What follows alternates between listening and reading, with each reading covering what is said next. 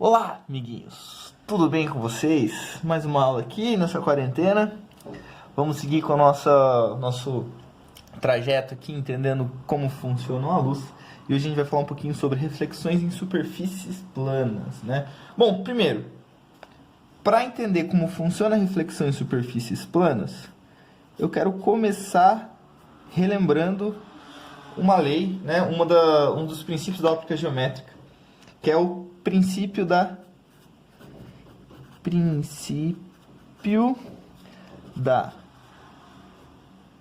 reversibilidade da luz.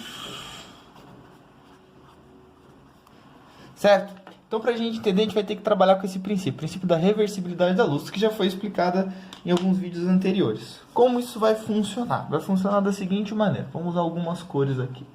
Primeiro, a gente vai precisar aqui, ó.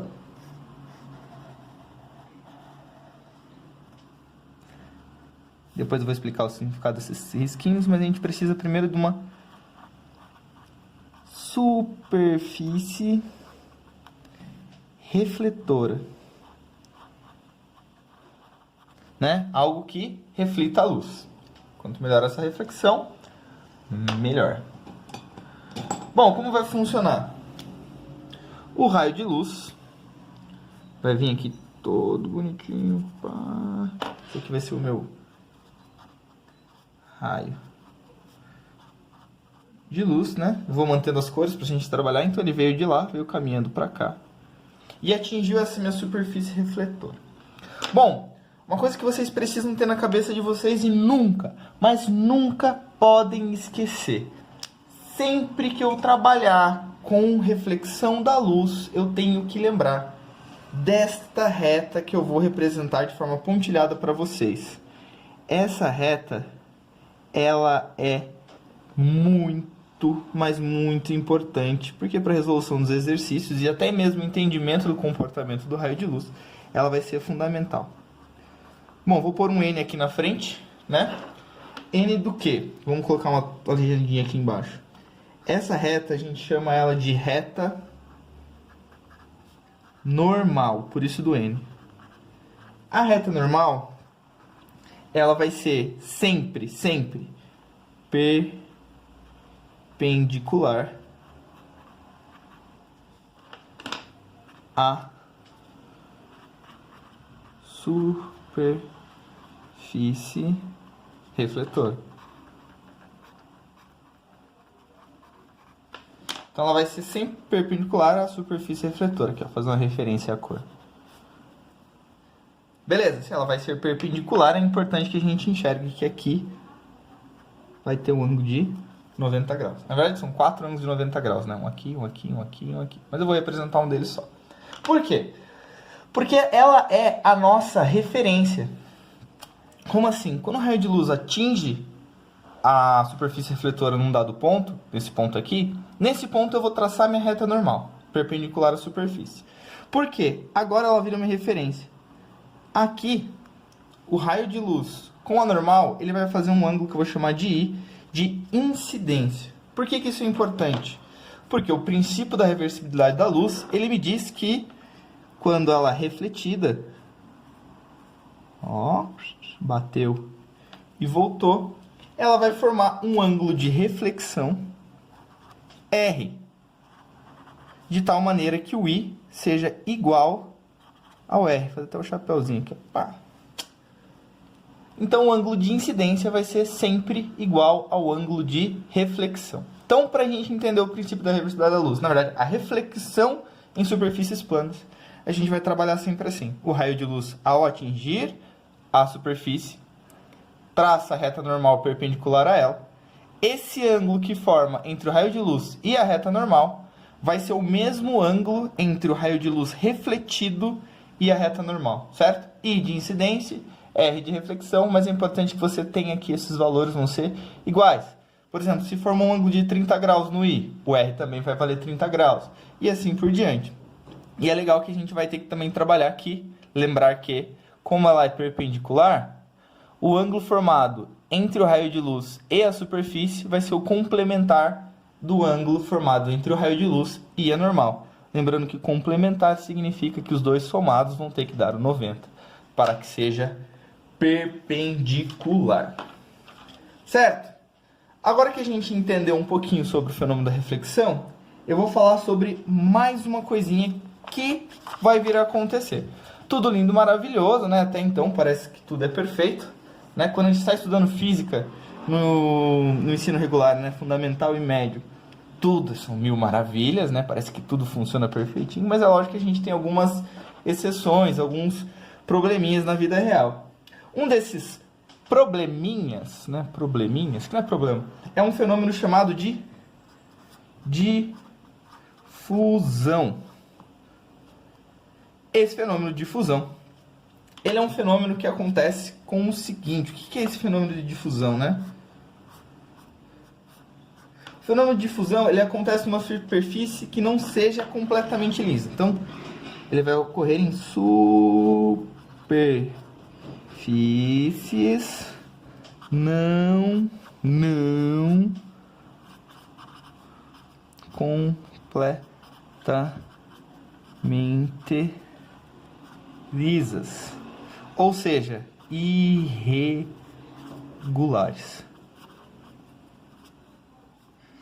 Professor, tá, legal, vai acontecer nesse momento, mas o que ele é na real? Bom, lembra da superfície refletora que eu fiz ali atrás? Ela era retinha, mas nem tudo é muito retinho, né? Geralmente não é. Então vamos pegar uma ampliação de uma imagem de uma superfície. Aqui, ó. Pá.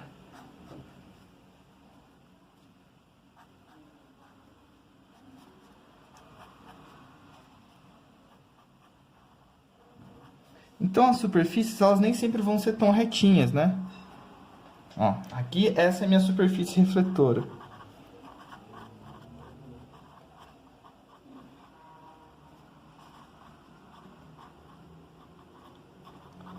Lembra que os raios de luz, eles vão caminhar de forma paralela, sempre um do ladinho do outro? Só que veja aqui, ó.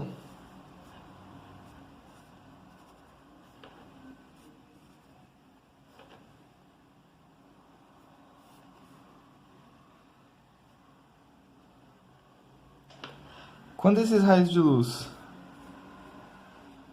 atingem essa superfície não regular, né, essa superfície irregular, perceba que se a gente analisar um a um, cada um vai ter uma reflexão para um lado diferente, ó. Você viu que a luz, ela vai, tipo, cada um vai para um canto. E isso vai formar uma imagem não nítida, né? Um exemplo clássico disso, de uma superfície refletora não regular, é quando a gente enxerga a nossa imagem na superfície da água, mas a água agitada. Certo? A imagem, ela vai ficar meio distorcida, né? Quando você olha só, se você olha na superfície da água, sua imagem, e alguém causa alguma perturbação nela, você vê que essas ondulações, a maneira com que a água se agita, faz com que a imagem não fique perfeita, certo? Bom, por que eu estou falando isso? Porque se a nossa intenção é criar um reflexo perfeito, a gente precisa saber do que a gente precisa. Então, a superfície lisa seria fundamental para que não ocorra o fenômeno da difusão. Galera, vou pausar o vídeo, já volto para mudar de folha e meu vídeo não parar sozinho, igual sempre acontece. 2 segundinhos, já volto. Voltando aqui, galera. Bom, como eu estava falando, né? Para evitar o fenômeno da difusão, né? Que criaria essa imagem distorcida, buscando uma superfície perfeitamente lisa. Para podermos atingir essa situação, vamos por partes. Vamos começar falando sobre a dureza dos materiais. Bom, eu vou precisar de um material duro. Por quê? Já vamos entender. Bom, primeiro, o que é a dureza? A dureza, ela é a capacidade de um material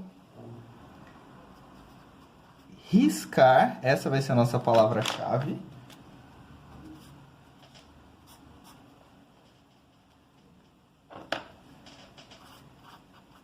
Outro material.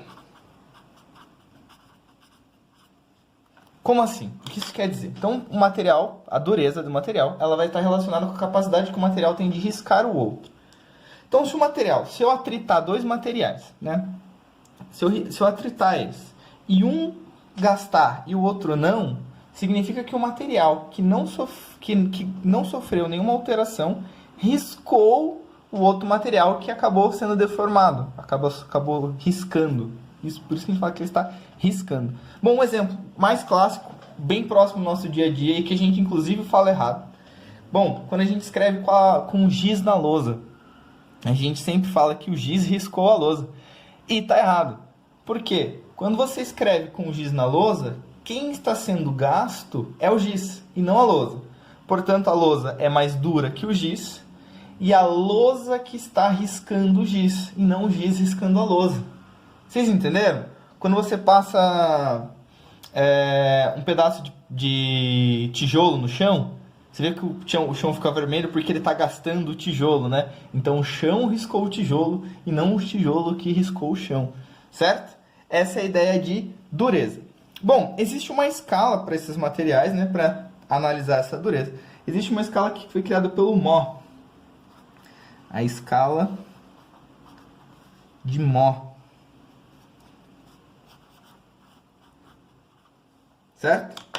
A escala de Mohs, ela na verdade é o seguinte. O Mohs foi lá e ele pegou alguns minérios. E por meio de testes, ele foi vendo quem riscava quem e criou essa escala, que a gente utiliza dela para poder comparar com outros materiais. Como assim? Bom, o material menos duro na escala de Mohs é o talco. Seguido da gipsita.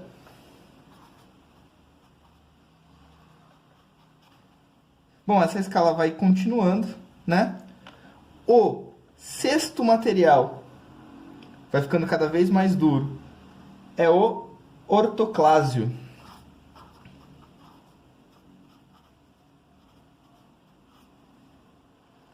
O sétimo material é o quartzo, o famoso quartzo.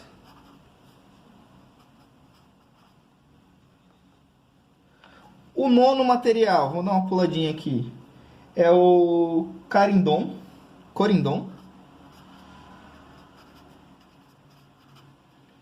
E o material mais duro da natureza, famoso demais, diamante. Certo? Então o material ele é duro quando é difícil de riscar. Galera, toma cuidado, porque quanto mais duro é o material, mais frágil ele se torna. Porque qual que é a ideia de dureza? A capacidade de riscar o outro. Então ele vai riscar o outro, certo? Ou seja, ele é difícil de ser deformado. Mas uma mínima deformação que aconteça com ele, por ele ser muito duro, muito rígido, ele quebra completamente. Ele não vai riscando, ele simplesmente quebra. Então o material duro não quer dizer que ele é resistente, tudo bem? Quer dizer que ele não risca, certo? Bom, por que eu estou falando dessa escala? Eu estou falando dessa escala porque a gente vai ter que trabalhar. A gente está trabalhando com a ideia de não criar a difusão, criar um plano lisinho com a imagem perfeita. E tem um material que você vai sempre ver em todos os espelhos, né? É lógico que a gente está chegando no espelho, que é onde a gente consegue a imagem perfeita. Todos os espelhos contêm esse material. E eu vou colocar ele aqui na escala. Ele se encontra na escala nível 6, que é o famoso vidro. Só cuidado. Eu escrevi ele com a cor que eu estou usando para a superfície refletora, né? Mas, diferente do que a galera pensa, não é o vidro que reflete. Vão entender isso. Eu estou falando dessa dureza porque eu quero chegar na definição de espelho. Então eu preciso de um material duro que não risque e ainda me satisfaça alguns pré-requisitos. Vamos entender o porquê.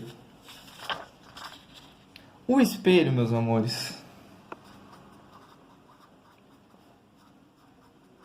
O espelho, famoso espelho, que é onde a gente estava querendo chegar, ele vai possuir 3 camadas.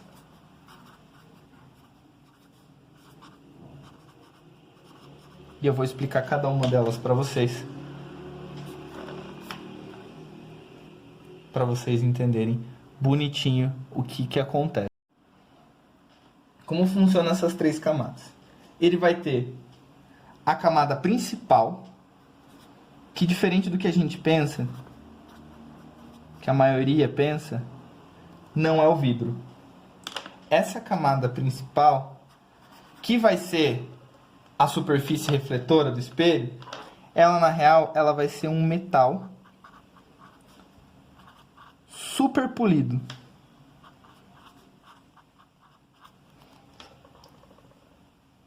Se você parar para pensar, superfícies metálicas, elas são ótimas refletoras. É só você olhar para o seu dia a dia. Então a gente pega um metal super polido para que ele reflita completamente bem.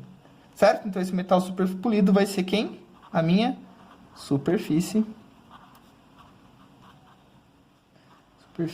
refletora.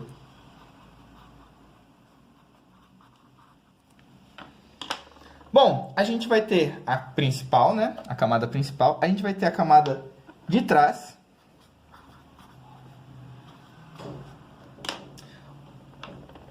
O que é a camada de trás? A parte que fica atrás do espelho. Ela vai ficar atrás desse super metal, desse metal super polido aí, né? Ele vai ser a camada escura.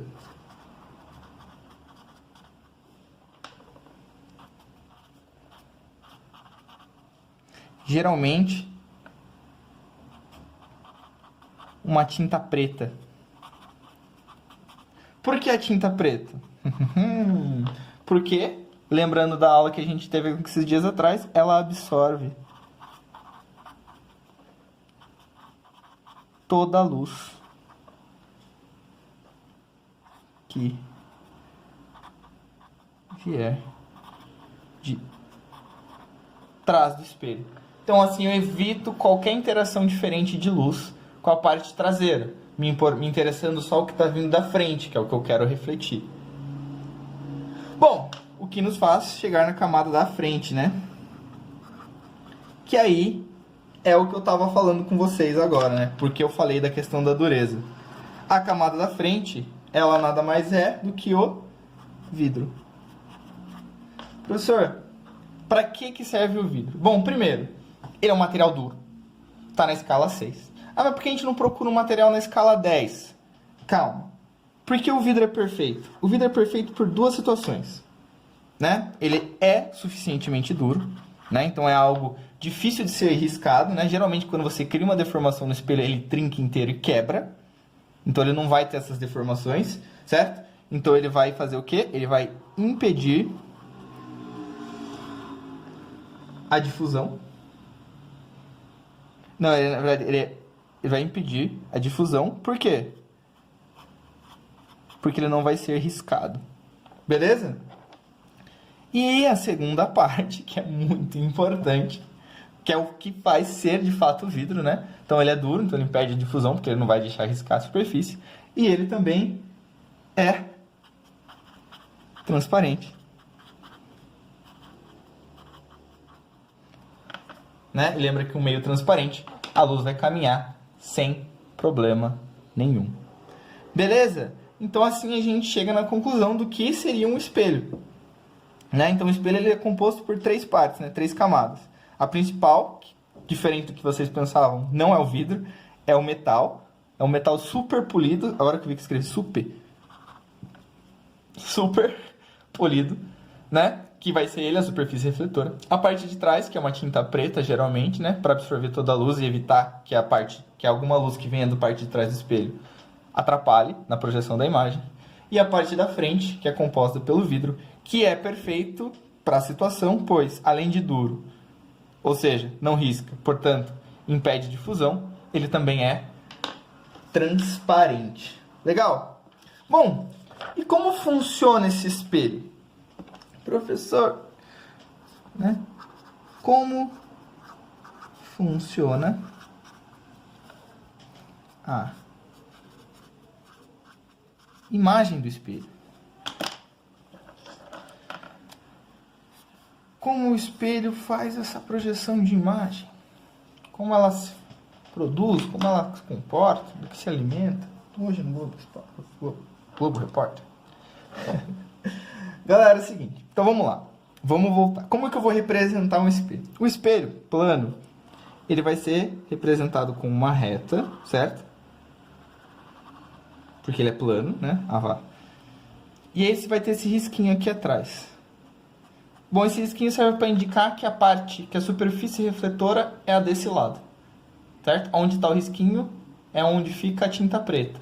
Onde não tem risquinho é onde fica o vidro. Então a imagem vai se formar, a luz vai vir para cá. Tudo bem?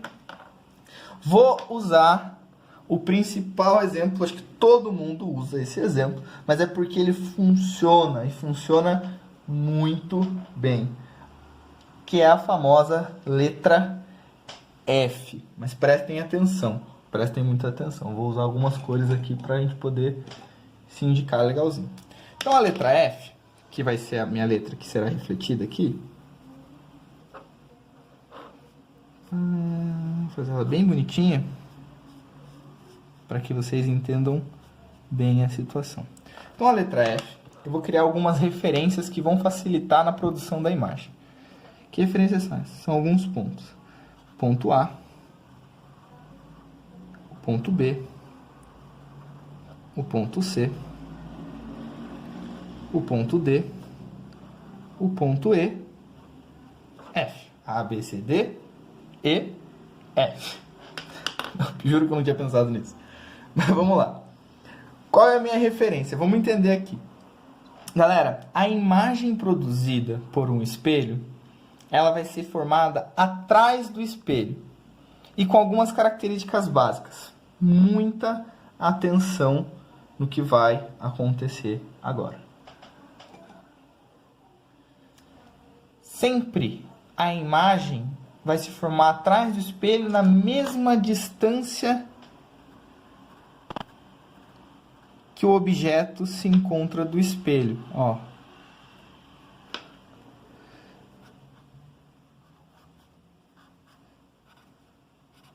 A letra A, ela se encontra a uma distância x do espelho. O que isso quer dizer? Isso quer dizer que a imagem da letra A, ela vai estar na mesma linha, certo? De forma perpendicular.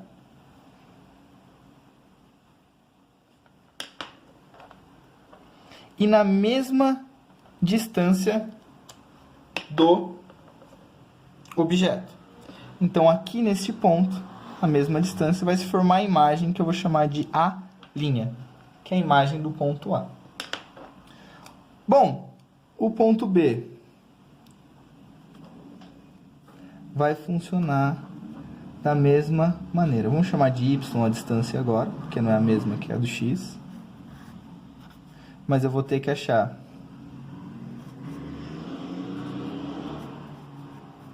o ponto que se encontre a mesma distância Y formada pela mesma linha. Esse ponto é o ponto que eu vou chamar de B'. Então a imagem do A vai ser o A', a imagem do B vai ser o B'. Bom, mantendo a ideia, na mesma distância que está do espelho B está o C, então aqui a gente vai ter o C'. Lembrando que é sempre perpendicular, por mais torto que esteja o meu desenho. Na mesma distância vai estar o meu D', também perpendicular. Certo? Aí faltou, né, por último, o E, que está na mesma linha horizontal do C, mas ele está a uma distância diferente. Vou chamar de Z do espelho. A mesma distância.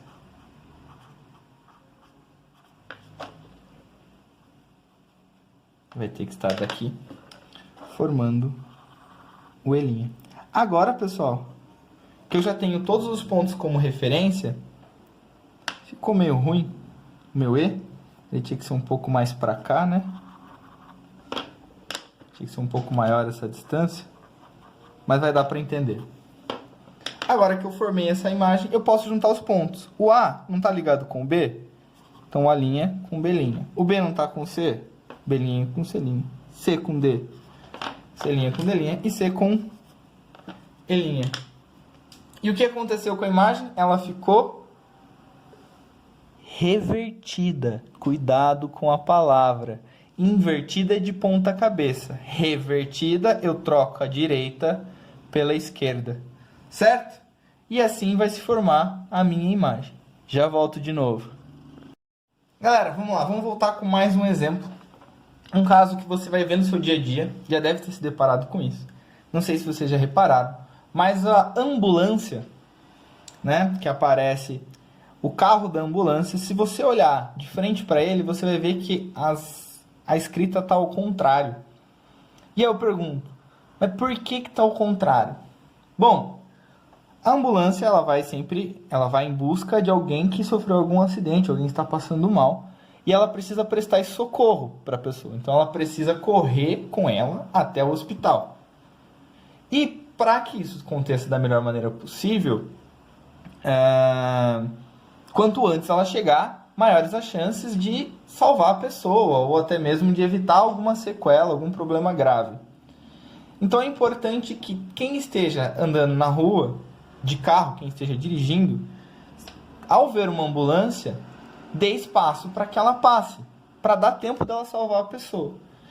Bom, e se você está dirigindo e a ambulância vem atrás de você, o recurso que você tem, o principal recurso que você tem para enxergar a ambulância vai ser o retrovisor do carro, o espelhinho que fica ali no meio do para-brisa, né? No meio do vidro do carro.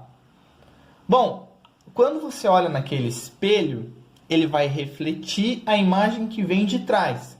Refletindo a imagem que vem de trás, a gente sabe que essa imagem, como mostrado na letra F, ela vai estar revertida. A direita vai ser trocada pela esquerda. Então, eu trouxe aqui um exercício para a gente entender o porquê que a ambulância é escrita ao contrário.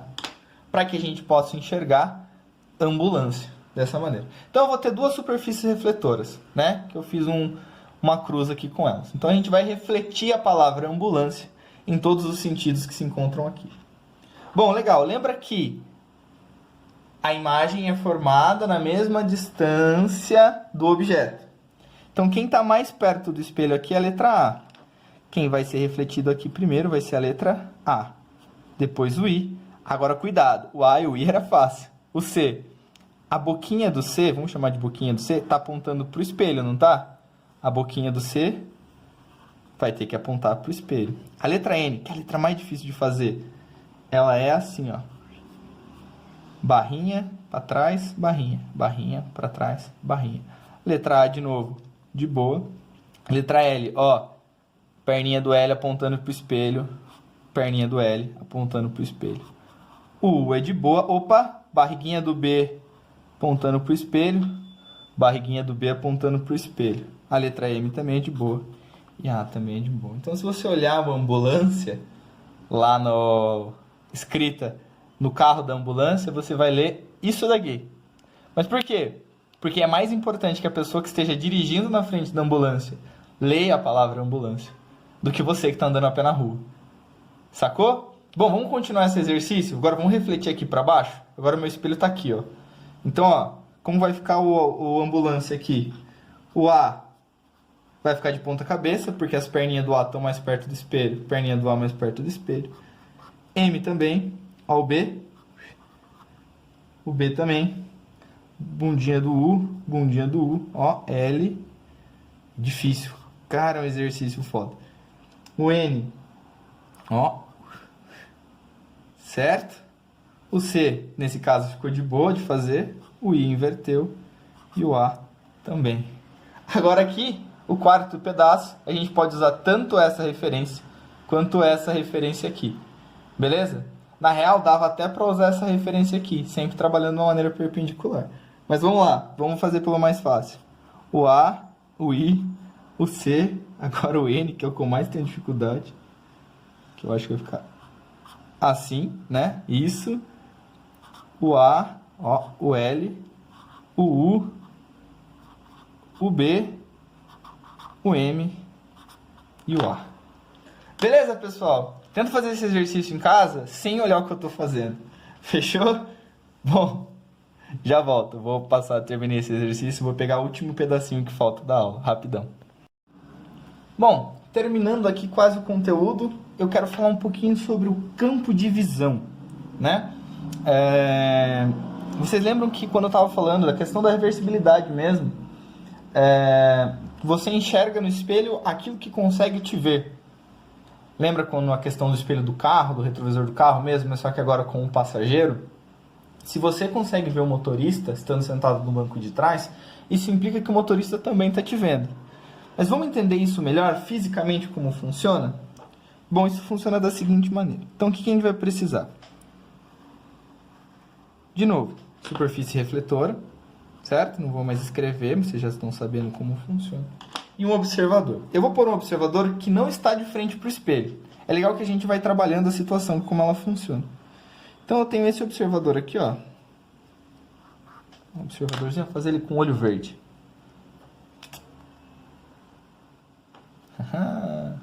Sei nem se dá para ver. Bom, de novo, ele é meu objeto. Vou imaginar que ele está sendo refletido, porque alguém está vendo esse olho. Bom, então eu vou pegar ele como minha referência e vou ver o espelho também como referência. Então aqui vai ter uma distância x do olho para o espelho, certo? Na mesma distância x, ó, que eu fiz uma tampinha de caneta, meio sem querer.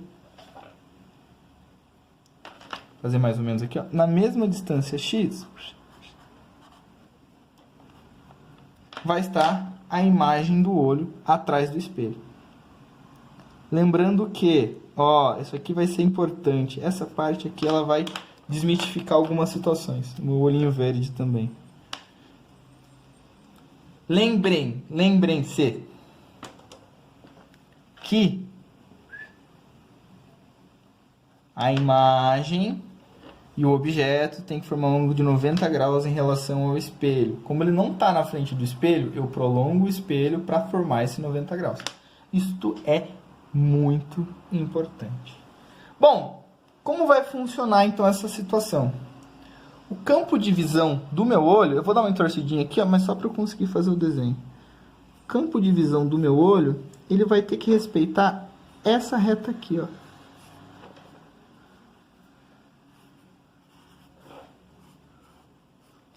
Perceba que a ideia é essa. É como se o meu olho, a pessoa que está olhando para o espelho, estivesse olhando de trás do espelho. Mas olha que bacana. A luz está vindo daqui, não está? Ó? Justo? Então está vindo toda uma porção de luz daqui. Essa porção de luz ela vai ter o limite no tamanho do espelho nessa região e nessa região. Ou seja, o olho enxerga tudo que está aqui dentro. Tudo bem? Mas por que eu não vou pintar? Porque eu quero fazer mais uma reta aqui. Uma reta muito importante que eu estou falando para vocês desde o começo. Que vocês não podem esquecer dela. Nunca. Jamais. Como é o nome dessa reta? É a famosa reta normal. Essa luz ela ia refletir aqui no espelho, não ia? Ó. E aqui eu teria uma reta normal. Aqui também, não ia? Também teria uma reta normal. Bom, lembra que com a reta normal vai fazer um ângulo de incidência? Vou chamar isso aqui de I'. Ela vai refletir, vou usar até um laranjinha mais claro.